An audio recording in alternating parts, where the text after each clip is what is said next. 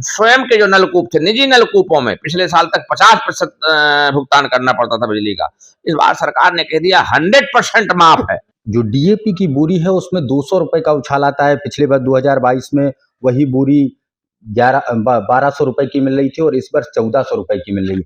और अनाज का अंतर है, ठीक है। खाद हमको कम मात्रा में लेनी पड़ती है, अनाज हमें ज्यादा मात्रा में बेचना पड़ता है, और इसकी व्यवस्था जो लोग हैं हमारे जिम्मेदार लोग उसको संभालेंगे।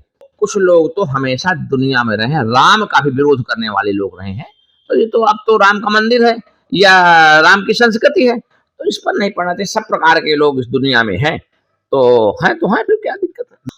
देखिए, मिड डे मील, बच्चों को पूरे बस्ते, किताबें, ये सब भेजने का काम सरकार का है। अब कुछ बीच में कुछ लोग सरकार के विरोधी टाइप के भी लोग होते हैं, मन उनका होता है।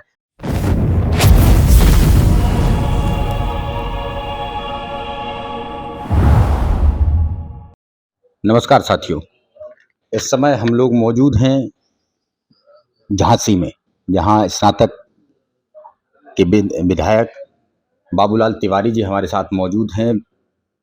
हम लोग आज चर्चा करेंगे जो सदन में लगातार 10 दिनों तक बहस चली, उसी पर चर्चा करने के लिए हमारे साथ बाबूलाल तिवारी जी शामिल हुए हैं। स्वागत है सर आपका हमारे चैनल पर। जी जी जी जी जी सर, विधानसभा में जो अभी तक चर्चा चली है, लगातार एक बात वहां से उठ करके सामने आई है कि 28 तारीख के बाद जब मुख्तार अंसारी, अतीक अहमद, इनकी चर्चा जब शुरू होती है सर, तो आपको नहीं लगता कि किसानों की बात, नौजवानों की बात और जो तमाम बातें हैं वो कहीं पीछे छूट जा रही हैं? जब मामला हाई प्रोफाइल बन के आता है, देश के तमाम मीडिया चैनल एक ही खबर को लगातार दिखाते हैं, तो आपको नहीं लगता कि किसान, नौजवान, देश के जवान और भी तमाम ऐसी बातें थी जिनको आप लोग आगे कर सकते थे? देखिए, मैं विधान परिषद में रहा हूं और पूरे टाइम रहा हूं। 28 के बाद हमारे यहाँ मुझे लगता है विधान परिषद में कोई भी किसी भी प्रकार की विशेष चर्चा इस पर नहीं हुई है। अगर थोड़ी बहुत चर्चा हुई है, थोड़ी बहुत नाम मात्र की चर्चा अगर विपक्ष ने किया है, तो उसको बहुत ज्यादा हाईलाइट नहीं किया गया। हमारे यहाँ तो लगातार अभी कल तक बजट में भाषण हुआ है, बजट के संबंध में लोगों का जो धन्यवाद है, लोगों का जो समर्थन है, विरोध है, वो सब कल तक किया गया है। हमारे यहाँ विधान परिषद में बहुत ज्यादा अतीक अहमद और ये मुख्तार अंसारी नहीं चले। सर, जो बजट आया है नया, इसमें किसानों को, नौजवानों को ऐसी क्या व्यवस्थाएं हैं जिससे वो आगे की तरफ जा सकें? अरे भाई, यह बजट उत्तर प्रदेश को उत्तम प्रदेश बनाने का बजट है। दरिद्रता को दूर कर समृद्धता को पहुंचाने वाला बजट है, सर्वस्पर्शी बजट है। और आप देखिए, आप एक एक करके अगर पूछेंगे तो मैं बता दूंगा। विद्यार्थियों के लिए जैसे हमने कहा, हमने तो बड़ा धन्यवाद दिया वहां सदन में कि बुंदेलखंड के लोग केवल शंकरगढ़ से 400 किलोमीटर चल करके एक ही विश्वविद्यालय होने के कारण झांसी तक आना पड़ता था उनको अपने एक काम कराने के लिए। परीक्षा देने के लिए पिताजी भी साथ में आते थे, तो 2 रातें रेलवे स्टेशन में बिताना पड़ता था। अब उन्होंने कहा है कि हम हर मंडल पर एक एक विश्वविद्यालय बनाएंगे। तो बताइए बुंदेलखंड वाले लोगों को कितना लाभ हो जाएगा। और किसान की बात करें तो आपको मैंने बताया, किसानों के लिए इतना सुंदर बजट किया है। जो बिजली स्वयं के जो नलकूप थे, निजी नलकूपों में पिछले साल तक 50% भुगतान करना पड़ता था बिजली का, इस बार सरकार ने कह दिया 100% माफ है। ये देखिए, हमारे यहाँ कचनौदा बांध, लखेरी बांध, शहजाद बांध, अर्जुन परियोजनाएं देकर के किसानों को बहुत उपकार किया है। डिफेंस कॉरिडोर, और आज तो कल तो मैं बहुत बहुत बधाई देना चाहता हूं अपने मुख्यमंत्री को। झांसी बुंदेलखंड विकास प्राधिकरण का गठन करके बुंदेलखंड की तरफ अत्यंत फोकस करने का काम किया है। मुख्यमंत्री अत्यंत बधाई के पात्र हैं, बुंदेलखंड उनका सदैव ऋणी रहेगा। सर, एक और सवाल है, जो बुंदेलखंड एरिया के किसान हों या अन्य क्षेत्रों के किसान हों, जो डीएपी की बोरी है उसमें 200 रुपए का उछाल आता है। पिछले बार 2022 में वही बोरी 1200 रुपए की मिल रही थी और इस बार 1400 रुपए की मिल रही है। जबकि जो किसानों की जो फसल खरीद होनी है उसमें मात्र 110 रुपए का इजाफा है। तो आपको नहीं लगता जहाँ 200 रुपए एक बोरी पर बढ़ा दिए गए हैं और 110 रुपए मात्र जो गेहूं की खरीद होगी उस पर बढ़ाए गए हैं? ये बात देखिए, ये मार्केट की बात है और इतनी जल्दी तुरंत मार्केट की बात जैसे आई है, मार्केट में उछाल आ गया है। तो अब ये इसको धीरे-धीरे हम लोग ठीक करने का काम करेंगे। पार्टी के बाद जब संज्ञान में लेगी पार्टी तो उसको ठीक करने का काम करेंगी। रही खाद और अनाज का अंतर है, ठीक है? खाद हमको कम मात्रा में लेनी पड़ती है, अनाज हमें ज़्यादा मात्रा में बेचना पड़ता है और इसकी व्यवस्था जो लोग हैं हमारे ज़िम्मेदार लोग उसको सँभालेंगे। एक और सर सवाल, बागेश्वर धाम आज की तारीख में समूचे भारत में सबसे ज्यादा चर्चा का वो केंद्र रहते हैं। बागेश्वर धाम पर आप क्या कहना चाहेंगे, क्योंकि देश के तमाम राजनेता हों वो अभी कहने में स्वामी प्रसाद मौर्य समाजवादी पार्टी के एक नेता एक ऐसा बयान देते हैं जिसका कोई भी समर्थन नहीं कर सकता। तो इस संबंध में आप चाहे स्वामी प्रसाद मौर्य हो या बागेश्वर धाम हो, जो स्वामी प्रसाद मौर्य जी ने कहा एक चौपाई पर उन्होंने सवाल खड़े किए, तो इस पूरे संबंध में आप क्या कहना चाहते हैं? देखिए, एक बात और बताएं, ये तो श्रद्धा के केंद्र हैं, हमारे संस्कृत के मानबिंदु हैं। इस पर वो कोई कहाँ कहता है, कोई मंदिर कहाँ कहता है कि तुम मेरे पास आओ, है? कोई धर्म हमारे जो धार्मिक स्थल है वो थोड़ी बुलाते हैं।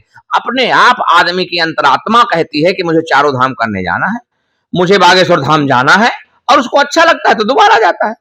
तो ये इस पर अच्छा कई लोग होते हैं हमेशा। देखिए आपको बताएं, जो कुछ लोग तो हमेशा दुनिया में रहे हैं, राम का भी विरोध करने वाले लोग रहे हैं, तो ये तो अब तो राम का मंदिर है या राम की संस्कृति है, तो इस पर नहीं पड़ना चाहिए। सब प्रकार के लोग इस दुनिया में हैं, तो हैं, फिर क्या दिक्कत है? सर अंत में शिक्षक संघ के आप चूंकि विधायक हैं, तो शिक्षण संस्थानों के लिए ऐसा क्या बजट में खास आया है जिससे उन्हें भी खुशहाली महसूस हो? देखिए आपको बताएं, शिक्षा संस्थानों में आप अगर अलग अलग पूछें, बेसिक शिक्षा में हमने ये कहा है, जो हमारे दीनदयाल उपाध्याय जी का जो मानना था कि अंतिम सीढ़ी पर बैठे हुए मानव के लिए जब तक हम पक्के मकान बना करके नहीं देंगे, उनके बच्चों की शिक्षा व्यवस्था नहीं कर लेंगे, तब तक ये स्वतंत्रता बेमानी है। आप देखो तो जरा, 1200 रुपए प्रति बच्चे के हिसाब से हम उनके गार्जियन के खाते में भेजने का काम कर रहे हैं, ठीक है?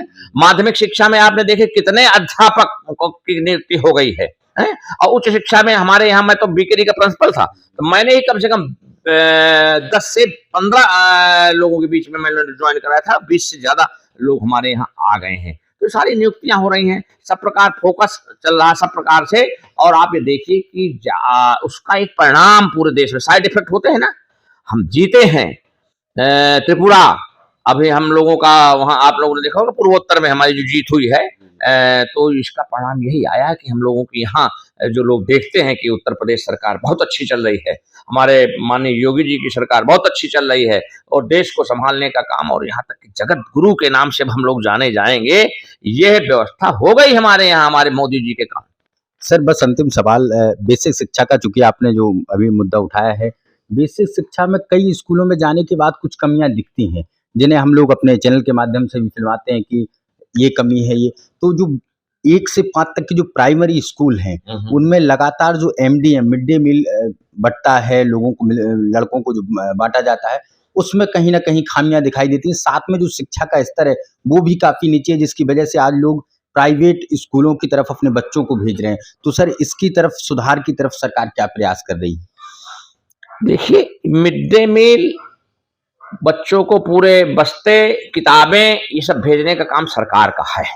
अब कुछ बीच में कुछ लोग सरकार के विरोधी टाइप के भी लोग होते हैं, मन उनका होता है, तो थोड़ी बहुत गड़बड़ियां करते हैं, लेकिन सरकार तुरंत पहुंच करके वहां ठीक करने का काम करती है। ये बात आप अच्छी तरह से मान लीजिए। अगर आप स्तर की बात करते हैं कि आप देखिए इतना कायाकल्प के माध्यम से यहाँ एक कायाकल्प योजना चली थी, तो बेसिक शिक्षा का कायाकल्प करने का काम किया गया, सुंदर विद्यालय बनाने का काम किया गया, पानी की व्यवस्था करने का काम किया गया, शौचालयों की व्यवस्था करने का काम किया गया, और बच्चों का इस बार रजिस्ट्रेशन ज्यादा हुआ है, कई गुना रजिस्ट्रेशन मतलब बढ़ करके हुआ है।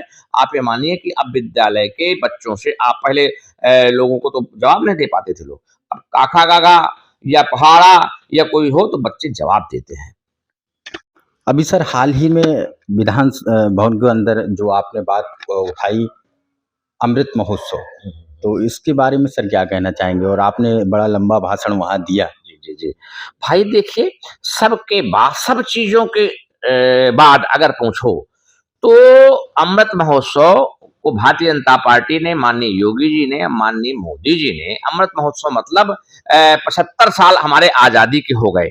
तो जैसे हम लोग कहते हैं कि ये गोल्डन जुबली है, ये उसको हमने अमृत महोत्सव नाम दे करके इसको गौरवान्वित करने का काम किया है। उसका मतलब क्या समझ रहे हैं आप कि कुछ याद उन्हें भी कर लो जो लौट के घर ना आए हैं। इसका मतलब यही है कि जिन्होंने जिन्होंने इस देश के लिए, इस राष्ट्र के लिए शहादत देने का काम किया है, उसको कहा गया है जो चढ़ गए राष्ट्र बेदी पर, लिए बिना निज सर का मोल, कलम आज उसकी जय बोल। यह है आजादी के लिए, स्वतंत्रता जो है ना, अमृत महोत्सव जो कहा गया है, ये अमृत महोत्सव का मतलब है। और हमने तो बड़ा सुनाया था वहां विधान परिषद में, सुनाया था कि देखिए अमृत महोत्सव का मतलब हुआ है कि याद करने के लिए उनको कि मैं वीर पुत्र मेरी जननी के जगती में जौहर अपार, अकबर के पुत्रों से पूछो है याद उन्हें मीना बाजार, है याद मुझे चित्तौड़ दुर्ग पर जलने वाली आग प्रखर, जब हाय सहस्रों माताएं तिल तिल जल कर हो गई अमर,